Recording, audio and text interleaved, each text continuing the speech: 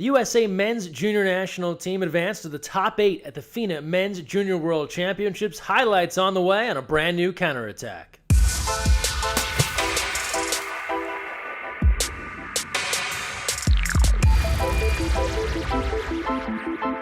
Hi everyone, Greg Mescall here for a brand new counterattack brought to you by the Rudy Project and XX2I. We picked things up in Belgrade, Serbia, site of the FINA Men's Junior World Championships. When we last left you, the USA men were in group play.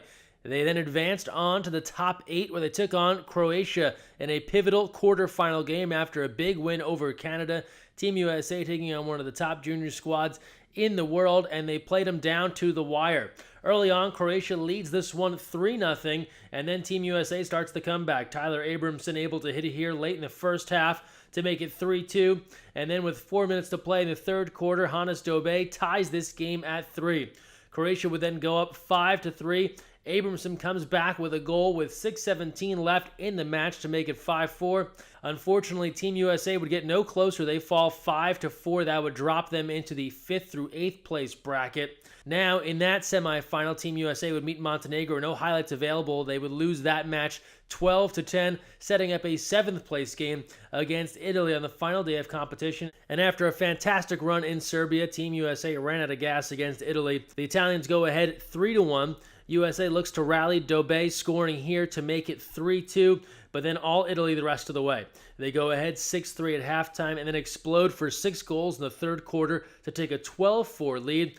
The USA squad would add some goals late in the fourth, but it wouldn't factor in the outcome. Italy takes the victory 14-8. Team USA taking 8th place at the FINA Junior World Championships. Afterwards, Team USA head coach Gavin Arroyo and Team USA athlete Nick Bisconti on the week of water polo in Belgrade. I think overall, the tournament was a great experience for our guys. We started off really great with a great win over Russia.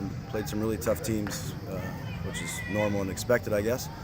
We came up short against Croatia. We came up short against Greece and Montenegro. But I feel like we were in games and competing the whole time. Proud of this team and how we came together.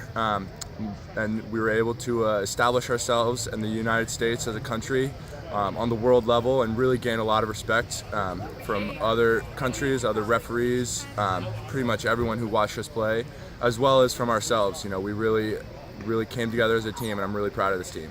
And let's keep things in Belgrade, Serbia for the Darko Kukic Memorial Tournament, where the USA men's cadet national team is taking part. Here's a look at the roster of athletes competing. The action began on Tuesday with Team USA meeting Slovakia and Malta, and it will continue through the weekend.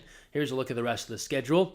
We'll have results of all the action next week on the counterattack, and you can also get results at usawaterpolo.org. Best of luck to Team USA. And we stick with Team USA and our World University Games squads. Their competition begins this Friday in Taipei, Taiwan. Women opening up against France, men against Japan. We caught up with the women's squad training at UC Irvine before they departed for Taiwan, and checked in with head coach Dan-clad athlete Madison Berggren as they look ahead to the big competition. I think this is an important trip for a lot of these women because it's something that can replicate the Olympic environment. It's a little bit smaller scale. But it has the Olympic Village. It has a lot of the same transportation challenges. It has the same large venue where you play all of the games for both men and women. It has other sports, same type of distractions. It's just a lot of young people. So for me, being able to have this opportunity, it's something I got to do as an athlete a few times in the 90s. So to be able to come back and be a coach and represent our team in that way, knowing what the experience is like and how valuable it is and was for me, it's a great feeling to be able to do that as a coach and help these ladies get through this tournament. It's really exciting to get the opportunity to go and travel to Taiwan and represent the United States, especially since they haven't sent a team in a long time. And it's a cool opportunity to represent Team USA, and also it's one of my first trips with the national team. So I'm really excited to play with all of the girls that have been on the team, have so much experience and a lot to learn. Now we take a look at the rosters and schedules for the USA men and women. Super talented rosters heading over to Taiwan for this event. Olympians, some of the top college athletes. Should be a great competition for Team USA. We'll have full results next week on the counterattack. Not only were the FINA World Championships in Budapest, Hungary, but the FINA World Masters Championships were in Budapest as well. Makes sense, one of the big spots for water polo around the globe. And a host of USA water polo teams were competing. 12 different clubs sent 21 teams to Budapest to compete. Here's a look at the results from those teams taking part in medal competition.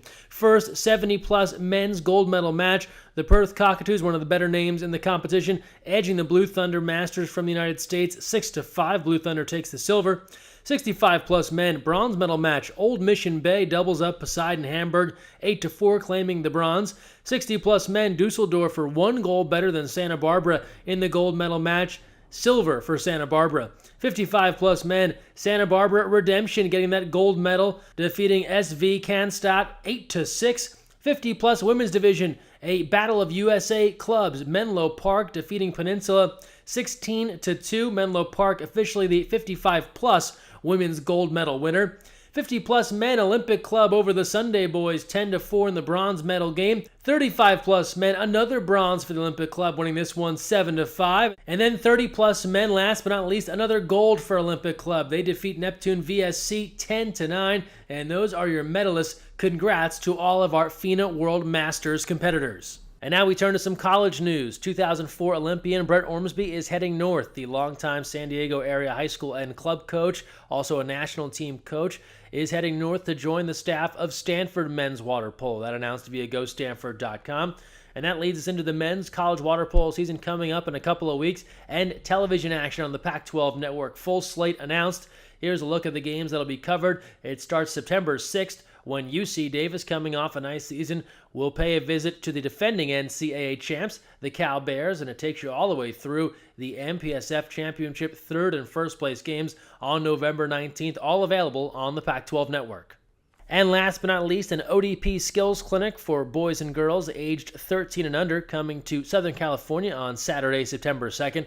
The girls at the Joint Forces Training Base in Los Alamitos, the boys at Ocean View High School in Huntington Beach, and these will be led by national team head coaches Adam Krikorian at the girls' camp and Dana Dovicic at the boys' camp. You can register at usawaterpolo.org.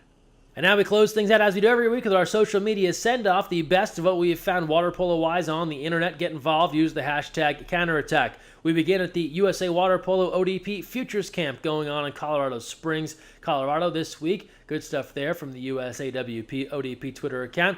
We go back to Belgrade. We know the USA men took 8th. Greece, your junior world champs. They defeated Croatia in the final. Team USA played both those squads very close. NBA reporter for ESPN, Zach Lowe, in Croatia, checking out some of the local water polo scene.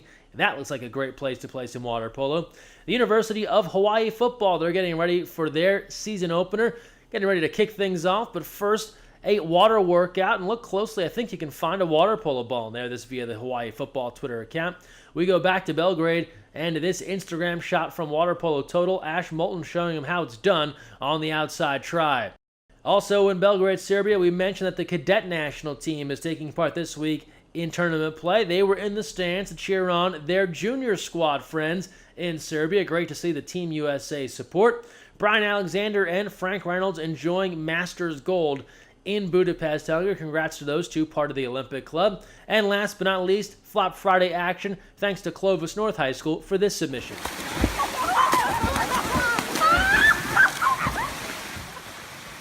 So there you have it. That's the best of what we saw this week on the internet. Don't forget to stay involved. Use the hashtag counterattack. That'll do it for this week's episode. Thanks so much for watching. Don't forget, when you're on the counterattack, look weak side.